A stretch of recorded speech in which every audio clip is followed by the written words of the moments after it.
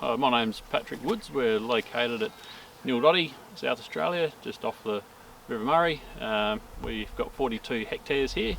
Varieties, Nonpareil is 50% of our property, Carmel, Peerless, and we've also got just trialling Shasta at the moment as well. So we also do have some older varieties, Knee Plus and Fritz and Mission, which yeah, they're giving a bit of a struggle to harvest and keep going. So they're getting a bit old. They're in their 60s. So yeah, well, so we're just ticking along flowering here.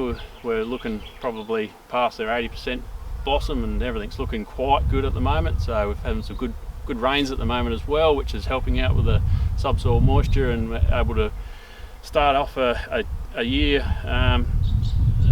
which is looking really good. So the bees are working really well at the moment. So yeah, there's been a little bit of a frost around, but nothing bad that I could say that I've seen. But other than that, everything's looking really good. So we get our bees in very early August, just about 5% flowering. We dot them all around the orchard in groups of around about 25 hives. We aim to put out around about 7 hives per hectare equivalent, and that way we get a good cover, and the bees don't have to travel too far to get to a flower. Basically, Nonpareil's our 50% of our orchard, so we use that to, we've got Nonpareils to cross-pollinate with our Carmel and our Peerless varieties, and the Peerless and Nonpareils, we're hoping that they both come out at reasonably the same time, so it'll be our Peerless will flower a little bit earlier, then the Nonpareil will be our main blossom, and then at the end they'll cross-pollinate with our Carmel.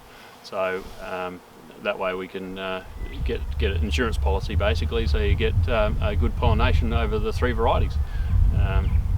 And we also do have a Shasta variety, which is a semi-self-pollinating, so we're not as reliant on our bees for those particular variety. So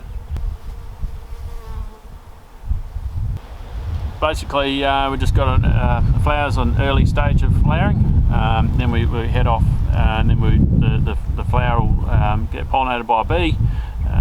Then as the nut grows, it swells, it pops off the shuck, and then you just get revealed with a nut. Well, at the moment we've just done our pre-blossom fertiliser program. Next jobs is basically just a matter of keeping everything clean, so keeping the cover crops down, and just keeping an eye out for any disease that might pop up. But generally we just run a usual fungicide program at the same time. So we'll when we get our shuck fall, we'll put a fungicide on then, just to protect the crop, and from that point on, that's when our fertiliser program will kick off, and we'll start to help size the nuts up nice good size,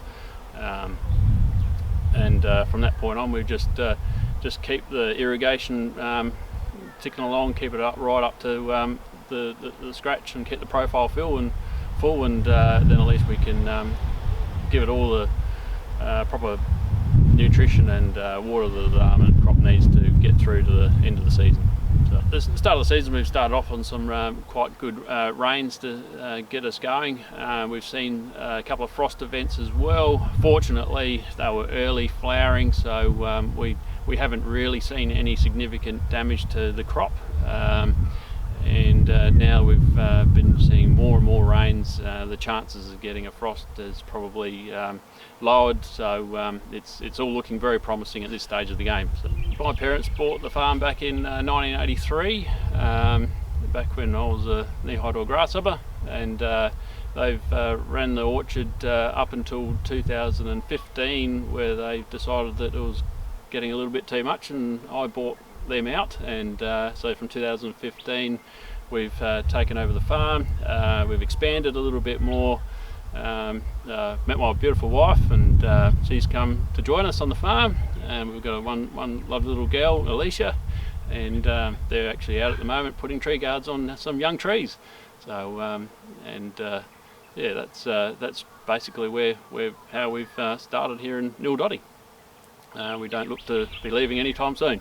We do have one other worker, but basically most of the work gets done by me, and we get the odd helper during harvest, but generally just two of us run the 42 hectares.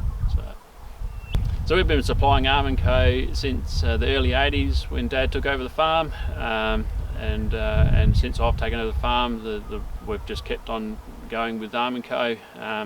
We've struck a very good relationship with Almondco, they're probably the best company that I've ever had to deal with in my career as growing almonds and whatnot. So we hope to keep that a good agreement. So yeah. So moving forward, I guess we'd like to expand a little bit more on our orchard here, grow maybe a few more almonds, and we've got a young daughter that hopefully that she might be hoping to take over the business at some stage, but at that time we'll just keep on grooming it until that time might arise. Yeah, don't want to look back. I'll keep growing almonds as much as I can, and much room as we got, we'll just keep putting almonds in. So that way we've got at least we've got a bit of a security there. At least with Almondco we don't need to worry too much about an income, because we've relied on them for so many years that they've always come through, and we've got a good relationship. We just like to keep it that way. So yeah.